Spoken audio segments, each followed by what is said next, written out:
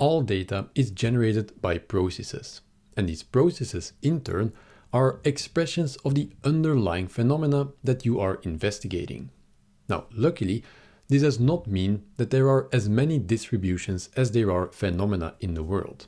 In fact, in the second chapter, I already teased that there are many different underlying processes that nonetheless produce data that is distributed according to very similar patterns. For instance, household incomes, population sizes, and earthquake magnitudes are all distributed according to a very similar pattern. However, this pattern is then notably different from other data sets, such as the weight or IQ of people, or even the fluctuations in the stock market. Now, for the most common distributions, mathematicians have developed approximating theoretical functions, which by themselves are described by formulas, in the same way that we saw that the normal distribution is approximated by this bell-shaped probability density function.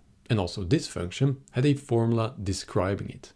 Now, with these formulas at hand, we can very easily abstract expected properties of our distribution. For instance, the mean, the variance, and the skewness. Now, a powerful skill to have as a data scientist is to be able to identify these types of distributions based on the processes that generate their data. And by doing so, you can have a set of properties to which you can compare the actual properties of this data. And if you see some discrepancies, then you know that you have some peculiarities that deserve some extra attention.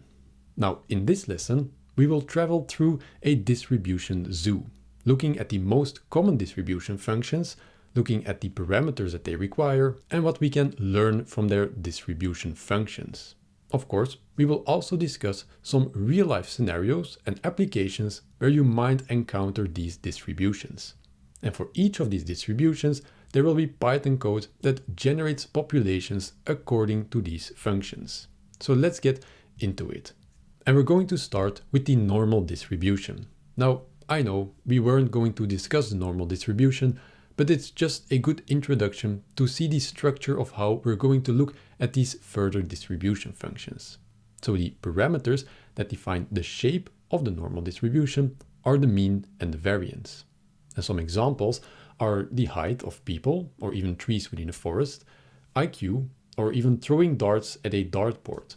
But also, if you have a transparent jar of marbles and you let people guess how many marbles are in the jar, then the guesses will be normally distributed. And something very interesting is that the mean of this normal distribution will be very close to the actual number of marbles in this jar. And this is also collectively known as the wisdom of the crowds. Now, if we actually look at the shape of our distribution function, then we of course see this very familiar bell-shaped curve. And if we look at the corresponding cumulative distribution function, then we have this smooth S function. Now, a good heuristic to look at the CDF is to look at its slope. Where the slope is very low, so it's very horizontal, such as at the extreme ends, there is a lot less data than where the slope is at its steepest.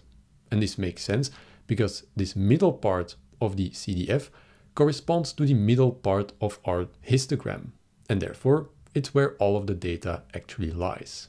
We see that the 60% data interval, namely between percentile 20 and percentile 80, is symmetrically distributed around the mean of our distribution. And this is basically it for the normal distribution. Now, before we go to the next distributions, let's first look at the code that actually generates these figures. And this brings us to this notebook cell, where we immediately see that we import some new functions, always from scipy.stats. We have comfrec, which we will get to later, but then the interesting part is that from this scipy.stats, we import different distribution functions. We have norm for the normal distribution, uniform distribution, exponential, Poisson, binomial distribution, and Rayleigh distribution. Now, for each of them, we will generate a random set of data, and these will be our populations, in the same way that we generated normal distributions throughout this entire course. Now, the sample size for each distribution is defined at the top. In this case, I took a quite small sample size of 150 just to show the difference between an empirically collected dataset, which is oftentimes around this size, and the theoretical counterpart. Of course, if you make this number much larger, then the empirical collected dataset or generated dataset will converge towards the theoretical curves. But let's just leave it at 150 for now. Now for the normal distribution, what we first do is we define our two parameters, mean 0, standard deviation 0.5, and we generate in the same way numpy.random.normal, and we give it the parameters. Now if we run this cell and we scroll down all of the other distribution functions, then we see that we indeed find the graphs that we had in the slides. So let's then go back to the slides and look at the first new distribution function.